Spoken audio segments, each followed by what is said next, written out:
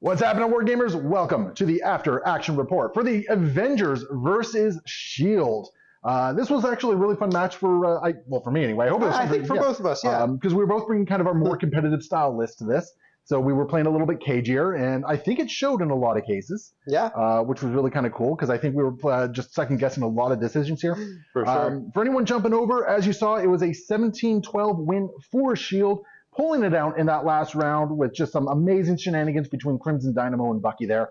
Absolute mad lads, just going to town.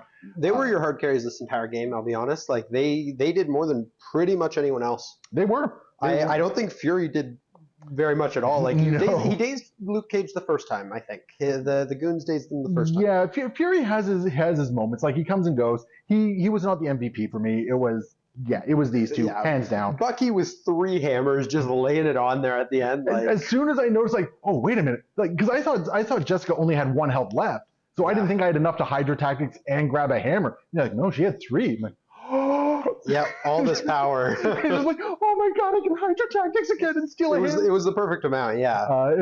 And just finally friggin' dummy Luke.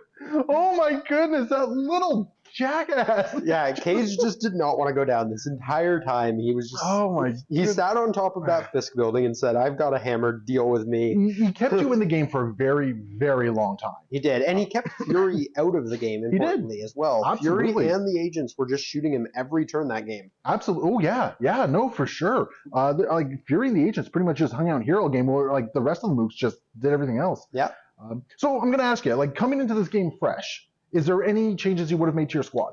I like the squad. I was kind of just trying out Spider-Woman for the first time, and I think she did pretty well here. I think she did. Not like when I played her against you, and I just dummied her turn 1. Yeah. That one not so much. But no, I really like her. This was my first time playing her, and I was very happy to be able to put her on the table and actually see her do work. I mean, she came out of the gate and she dazed Widow. Oh my goodness. I was so worried. I know.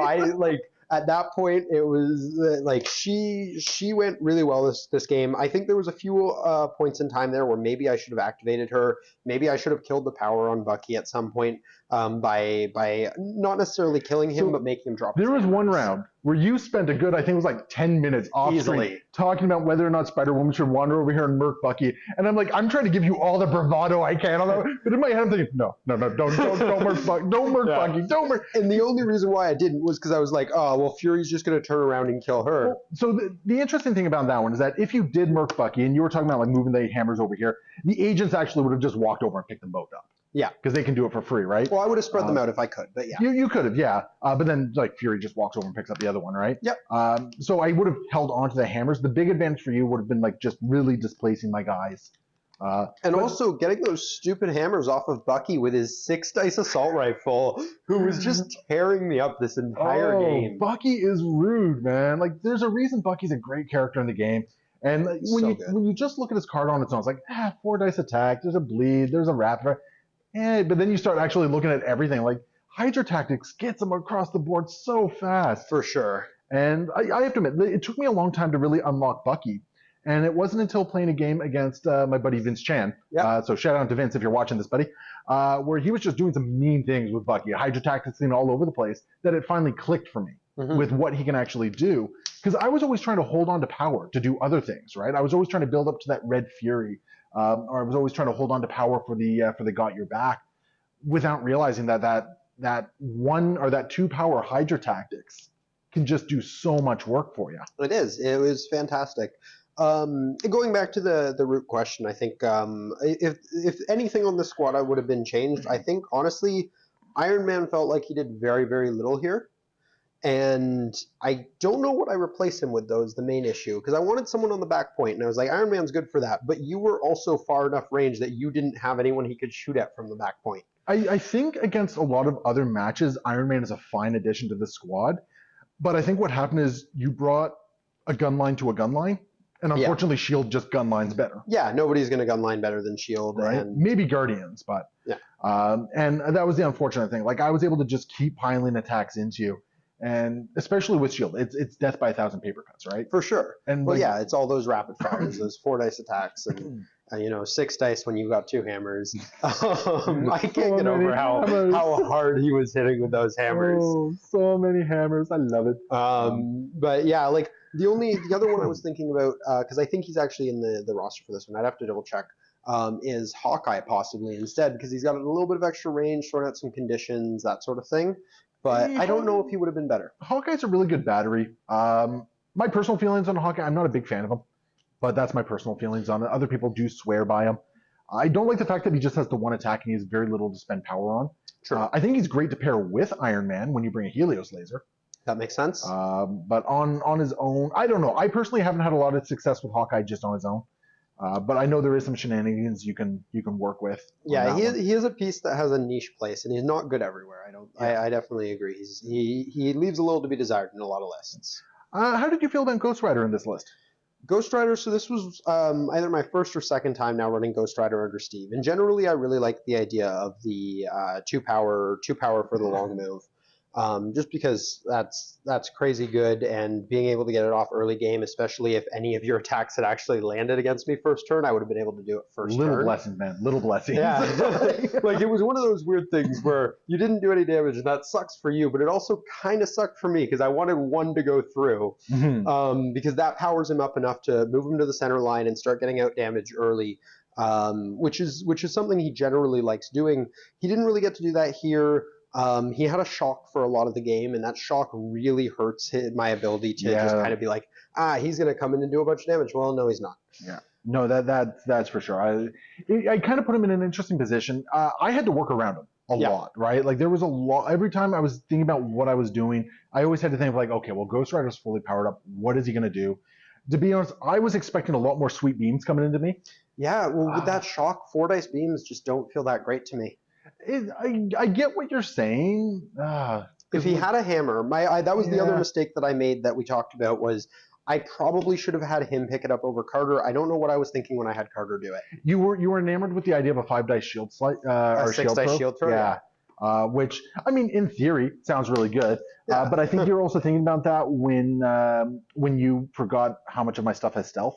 Yep, I didn't realize that Fury Senior had stealth, and that kind of that played with my game plan a little bit, because I had a lot of times where I was like, oh, I'm just going to hit him, and then it was like, oh, I'm just a hair out. And that was the other thing, the amount of times this game where it was just a hair out of 3. Yeah, this game came down to like just little incremental measurements and all that sort of stuff. And in both ways, Spider-Woman was playing the stealth card very hard this game. She was, and there was quite a few times where I'm like, okay, I'm going to do this, and nope, can't do that. Spider-Woman has stealth. Yeah. And it was very real. Like, stealth played a big role in this game just in general. Oh, for sure. All in all, like, I like the squad. I think there's a good squad here. I think I don't know if it was quite the right matchup for it. Yeah, I think Ghost Rider got a little punished by playing into something that's able to stay so far away. Spider-Woman, I think I made a few misplays with. Iron Man was just, like you say, gun line into a better gun line. And I always had my finger on Helios laser, right? Like, and Helios laser, you never even popped it, but I was so terrified of it this entire game. So many of my decisions were based around it. And how many times between shots where I'm just like, should I just Helios like Captain America right off the swear, table? Almost every turn you did, every round you did it at least once or twice. You're like, should I just get rid of her? Like, just let's be done with it. You know what? You kept deciding against it, but I was terrified because if you take out Captain America, a lot of the characters in this list, I really like them under Captain America. I don't like them so much if they're spending full power in this list. Gotta pay full price. I know. Screw that noise. Nobody wants to do that. No, I totally hear you on that one. And that's why Cap was kind of one of those. It wasn't my primary target, but it was somebody that was like, okay, if I can put damage into her, cool. Yeah. I got lucky with a couple of your bodyguards where your rolls just didn't show up. Yeah, her once she was on her flip, I find she's very inconsistent. You know, sometimes on the flip, she's gonna blank out, and that's actually a good thing. You're speaking to somebody who consistently on Cap's defense rolls, I'll roll 6 hits. Yep. Yeah, well, that's what I mean. It's an amazing attack. Like, unfortunately, I'm pretty sure at that point, just punching themselves in the face there. And that's what I find. You know, some games I've had, it's like Cage, who just will not die, and then other games it's kind of like that, where it's going to be, oh, I'm going to take like 2 or 3 damage at a time, and that's pretty rough. Yeah, and I was lucky enough to just kind of nickel and dime enough. Like when I took Cap down initially, Yeah. putting her onto injured, that was a huge boom. Like that was like a sigh of relief on my part for that one. Well, yeah, because knocking out the bodyguard too is pretty crucial. Yeah.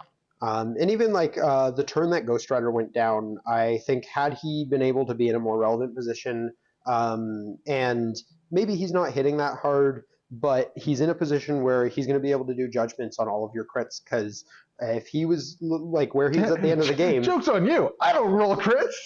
true, but like a lot of your attacks this game, you had one or two in there. And well, you nickel and dimed me a lot early on. I did. I got I think 2 or 3 plinks in the first couple rounds, and then you gave him that push with Iron Man, and I just couldn't justify activating him after that. And then he, of course, went down before he got to. Yeah, no, it was very tricky. I think running 5 with Ghost Rider is one of those things that, like, I think you're right on the cusp of doing some great things with them. I always feel like running them with 6 is always feels nicer, but I don't know. Either way, I think your team did well. It really came down to that last round. Yeah, that last round was huge, and like you said, Bucky came in and he cleaned up. Crimson Dynamo did crazy amounts of work there. Like that was also the justification on Cage being my first activation there, right? Was A, you're going to kill him, and B, I need Crimson Dynamo. And let's not discount how lucky I got with being able to put you in positions where it's like, okay, if I activate one, the other's probably not getting something, right? Yeah. And I got really lucky because I think in that last round, both Jessica and Cage were like sitting on so little health. Yeah. What do you do with them? Cage right? was on 1, Drew was on 3, but on fire and out of stealth, right? Yeah. Well, and I mean, I had the Hydra Tactics in, but on 6 dice rapid fire, it's like, yeah. Well, I meant out of stealth on Dynamo too. Oh, okay, yeah. Yeah, so all in all, like I think it really did come down to that last round. It could have gone either way. If a couple of your attacks, like if you took out Hoff and the boys, for instance, could have done a little bit more work there. Widow was kind of a non-factor. She didn't really do a whole lot. I wanted to take her off the table just because I was a little worried about the staggers coming in, or maybe she's going to grab some hammers and run or something. Well, that was the game plan. she wasn't a priority target for me. No, she really wasn't. I do really appreciate how much damage Iron Man soaked. Every time you went into Iron Man, I'm like, yes, do it. Thank you. I kind of felt the same way about Crimson Dynamo, actually. Anytime you went into him, I'm like, yes, go for it. Because anytime you were doing that, you were ignoring Hoff and the boys and Bucky, right? And that was the other thing with Bucky, was he was able to somehow hit my stealth characters, yet stay out of my range for most of this game. Because Hydra Tactics, man. Hydra Tactics, and the fact that like after that push on Ghost Rider, he was also in a position where he's not chasing you. That was like when we're both looking like, okay, this is going to be so tight if it works. It's like just out of range, beautiful. Just that push on Ghost Rider, honestly, I think was a major factor in this game, and a part of why was just because of how much I possibly overplayed around it. I think I might have. I might have been a little too stingy with Ghost Rider at that point, and I mean, you dazed him without activating, right? I'm going to agree with you, actually. I think Ghost Rider, especially when he only has like 3 health left, can be a lot more aggressive. Like, get up there, start doing a whole lot of things. But anyway, I think we've said what we need to say. Yep. So hopefully everyone enjoyed that game. Leave your comments below. Let us know what you like, what you didn't like, what you would have done different, all that sort of great stuff. Remember, you can support the channel at patreon.com/AegisBrandStudios. We will see you next time. Happy wargaming.